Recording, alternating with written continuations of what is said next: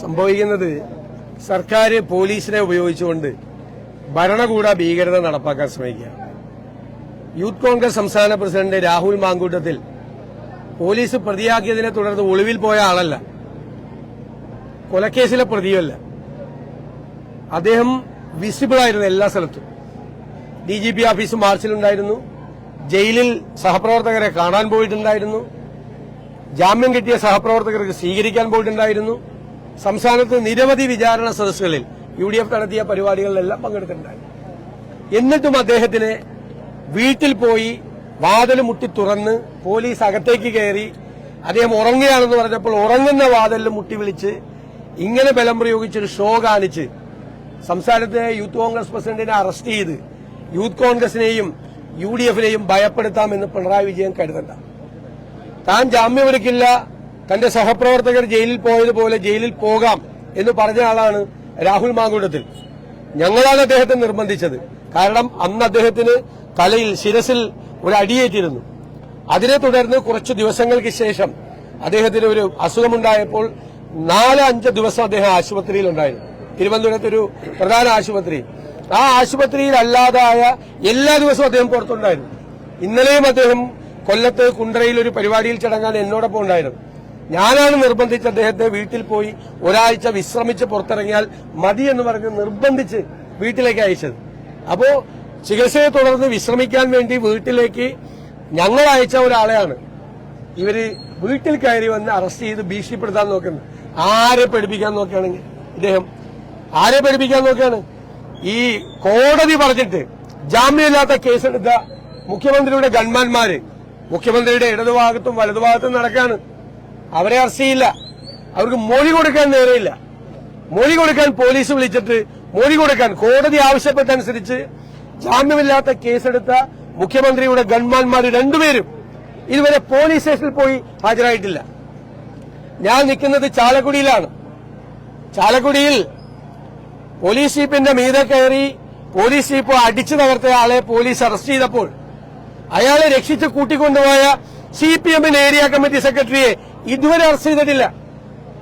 ചാലക്കുടി SIയെ റോട്ടിലിട്ട് പേപ്പറ്റിയെ പോലെ തല്ലിക്കൊല്ലുമെന്ന് പറഞ്ഞ SFI സംസ്ഥാന നേതാവിനെ അറസ്റ്റ് ചെയ്തിട്ടില്ല. അപ്പൊ ഇതിന്റെ ഇരട്ടനീതിയാണ്, ഇരട്ടനീതി. ഈ തോന്നിവാസം കാണിച്ച SFIക്കാരെയും DYFIക്കാരെയും മോനെ കുഞ്ഞെ എന്നൊക്കെ പറഞ്ഞ് പാൽക്കുപ്പി കൊടുത്തിട്ടാണ് കൊണ്ടുപോയത്.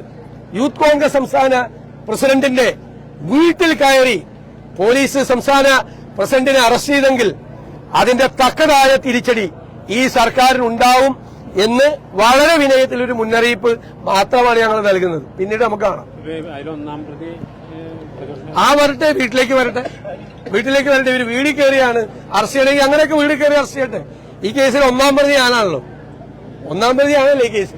അറസ്റ്റ് ചെയ്യട്ടെ, വരട്ടെ, നമുക്ക് കാണാനേ. ആരെയാണ് ഇദ്ദേഹം പേടിപ്പിക്കുന്നത്? ഇയാൾ ഈ പോലീസും സംവിധാനവും ഇതെല്ലാം ഉണ്ടെന്നാണ്. മുഖ്യമന്ത്രിയുടെ ഓഫീസിൽ മുഖ്യമന്ത്രിയെ നോക്കുകുത്തിയാക്കി നിർത്തിക്കൊണ്ടുള്ള ഒരു ഉപജാപക സംഘമാണ് പ്രവർത്തിക്കുന്നത്. അവരാണ് ഇതിന്റെ എല്ലാം പുറകിൽ. അവര് 1/4 നൂറ്റാണ്ട് മുമ്പ് ജീവിക്കേണ്ട ആളുകളായിരുന്നു. അത്രയും പുറകിലാണ് അവരാണ് ഇതിന്റെ നേതൃത്വം.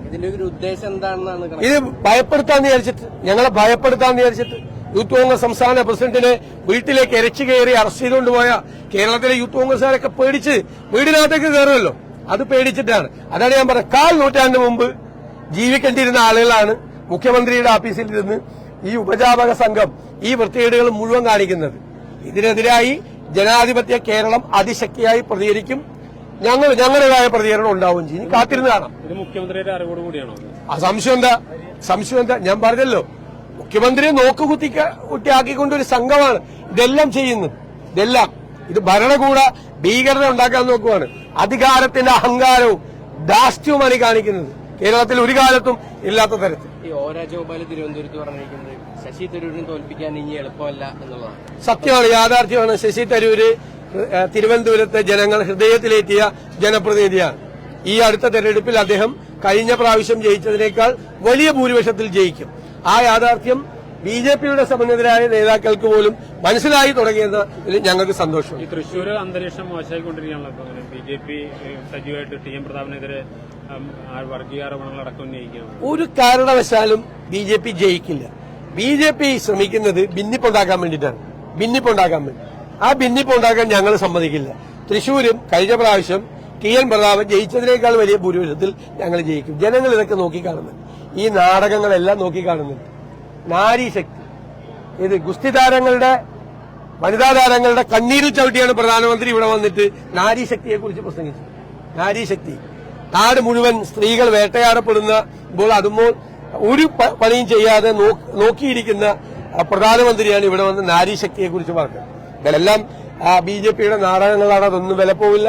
ഇത് ജനാധിപത്യ കേരളമാണ്, മതേതര കേരളമാണ് എന്ന് തൃശ്ശൂർ ഒരിക്കൽ കൂടി തെളിയിക്കും. ഈ രാഹുൽ മാങ്കൂട്ടത്തിന്റെ ഇതിനെതിരെ ഇപ്പോൾ ആ വിഷയത്തിൽ കോൺഗ്രസ് ആ സമരം സജീവമായി ഏറ്റെടുക്കും. അല്ല, തീർച്ചയായിട്ടും ഞങ്ങൾ എല്ലാവരോടും ആലോചിച്ചുകൊണ്ടിരിക്കും.